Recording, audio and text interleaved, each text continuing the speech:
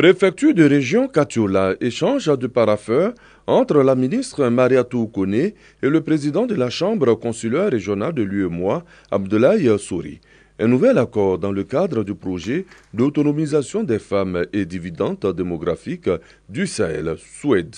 Ce sont ainsi des milliers de filles qui se verront octroyer des bourses d'études au secondaire, à l'université et dans les centres de formation des 7 pays membres du Suède: Bénin, Burkina Faso, Côte d'Ivoire, Mauritanie, Mali, Niger et le Tchad. Le dividende démographique, c'est un challenge pour l'UEMOA, pour la CEDEAO, mais également pour toute l'Afrique. Et d'ailleurs, des pays non membres sont en train de frapper aux portes pour intégrer ce grand groupe. Ce nouveau partenariat englobe également l'autonomisation et le leadership féminin. Envisage l'autonomisation de la femme. Qui parle d'autonomisation de la femme parle d'entrepreneuriat. Et c'est cet objectif qui nous a séduits. Nous avons pris l'engagement donc de participer à travers nos organisations que sont les chambres consulaires régionales, à travers nos entreprises, pour accompagner ce programme. Le projet Suède, depuis son lancement, a déjà soutenu plus de 300 000 jeunes filles. L'UNFPA intervient également dans sa mise en œuvre.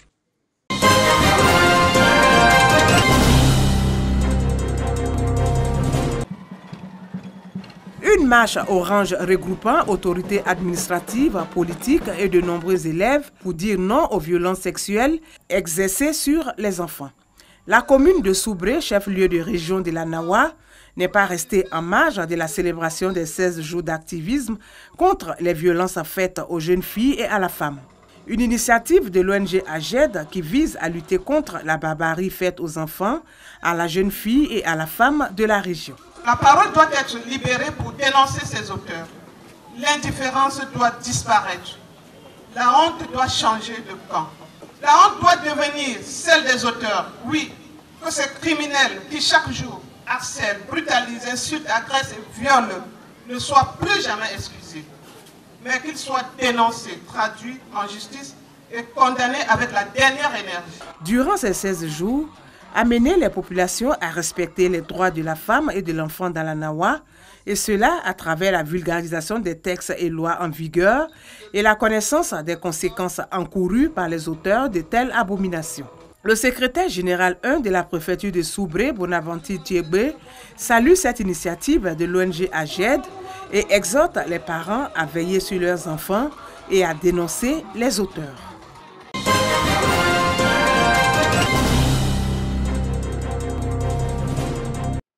Dans le cadre du renforcement de l'opérationnalité du Conseil national des droits de l'homme, 31 commissions régionales ont été instituées exerçant dans chaque région administrative du pays et 81 officiers des droits de l'homme. Le renforcement des capacités des officiers porte sur les notions générales et les outils des droits de l'homme applicables sur le terrain. La promotion et la protection des droits de l'homme requièrent la bonne formation de ces officiers. C'est une innovation qui a été acceptée par l'administration publique en raison de l'importance de votre rôle auprès des populations dans la promotion et la protection des droits de l'homme. Il est nécessaire que le CNDH de renforcer sa politique de proximité sur le terrain auprès des populations dans un contexte marqué par des conflits sociaux récurrents à moins d'1 an de la présidentielle d'octobre 2020. La présidente du Conseil national des droits de l'homme exhorte les participants à s'approprier les mécanismes dont dispose le Conseil national des droits de l'homme. Le Forum des droits de l'homme, un cadre d'échange et de partage d'expériences avec les organisations de la société civile et internationale que nous avons implémenté au niveau régional. Une plateforme de collaboration avec les points focaux des partis politiques, l'Université des droits de l'homme, qui a pour mission de promouvoir les droits de l'homme en renforçant les capacités des acteurs et de tous ceux qui sont intéressés par la thématique. Pour le représentant du PNUD, le développement humain et la consolidation de la paix justifient l'appui du système des Nations Unies au Conseil national des droits de l'homme. La crédibilité de l'institution dépendra de la performance et de l'attitude des officiers ainsi formés afin de répondre au mieux aux attentes des populations, ont fait savoir les autorités locales.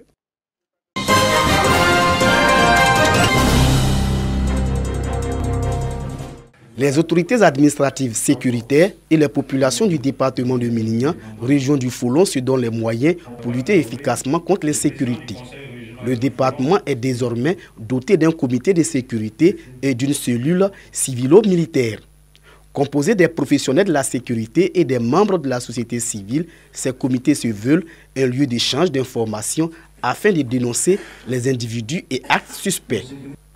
Installant ces comités, l'autorité préfectorale a invité les populations à travailler en symbiose pour garantir la sécurité dans tout le département de Mélignan. Le chef de l'État et le gouvernement, à travers la redynamisation des comités départementaux de sécurité et les cellules civilo-militaires, son organe d'exécution, font de nous des acteurs de notre propre sécurité dans notre département. Pour le préfet de Mélignan, la grande insécurité qui prévaut au Burkina Faso et au Mali interpelle tout le monde. Les membres de ces structures de sécurité se sont engagés à travailler à la réussite de la mission à leur confier. La mise en place des comités départementaux de sécurité et des cellules civilo-militaires est la volonté du président de la République Alassane Ouattara, celle de travailler à la sécurité des personnes et de leurs biens en Côte d'Ivoire.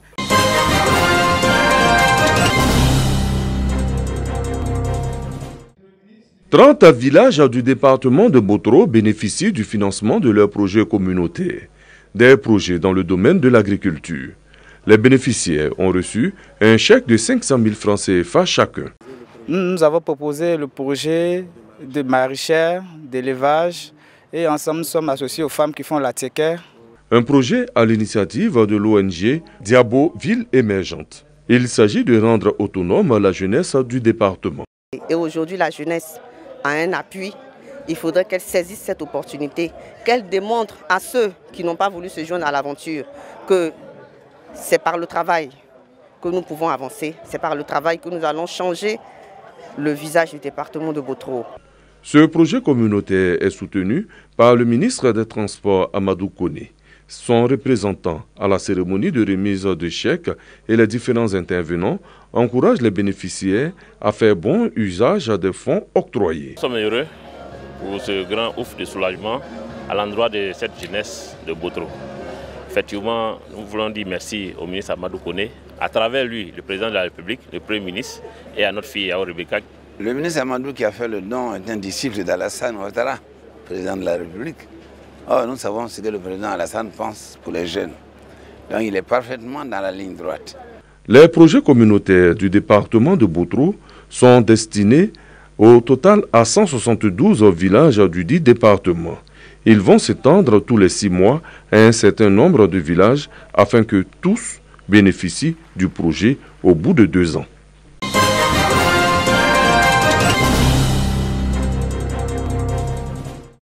Première édition du Festival de la paix et de l'unité nationale par le sport, dénommé Bouaké Festisport. Le sport comme instrument de promotion de paix, vecteur de rapprochement des peuples, mais aussi un cadre d'échange culturel pour l'intégration et le développement local. La paix et l'unité nationale par le sport. Tel est donc le thème de cette première édition. On veut prôner la paix au quotidien dans la vie de tous citoyens. Donc à travers ces activités-là, on rassemble tous les Ivoiriens, les amis de la Côte d'Ivoire, autour du sport, pour déjà apprendre à développer cet esprit de fair play. La finale du tournoi de Maracana a vu la victoire de l'équipe de la Casse de Bouaké sur l'équipe de Gonfreville, 2-1. Cette finale, présidée par Mariatou Koné, ministre de la Solidarité, de la Cohésion sociale et de la lutte contre la pauvreté, marque la fin de la première édition de Bouaké Festisport. Je vous mets en mission afin que vous soyez des artisans de paix dans tout le Bouaké et que par vous, la contagion gagne d'autres régions de Côte d'Ivoire. Pour sa part, le ministre des Transports, cadre de la région de Bouaké, Amadou Koné a exhorté les populations à la consolidation du vivre ensemble pour une paix durable. Le message qui est porté donc, par ce festival-là est un message venant des jeunes. Pour nous, c'est vraiment réconfortant. Ça veut dire que le message est entendu. Donc nous allons travailler à faire en sorte que avec Madame la ministre, que les jeunes restent dans cette dynamique. Plusieurs autres activités ont meublé Bouaké Festisport, notamment une séance de dépistage de diabète, un don de kits alimentaires aux enfants démunis, des conférences sur le civisme et la promotion du vivre ensemble, puis un concert gratuit. Des actions qui visent à renforcer l'unité nationale.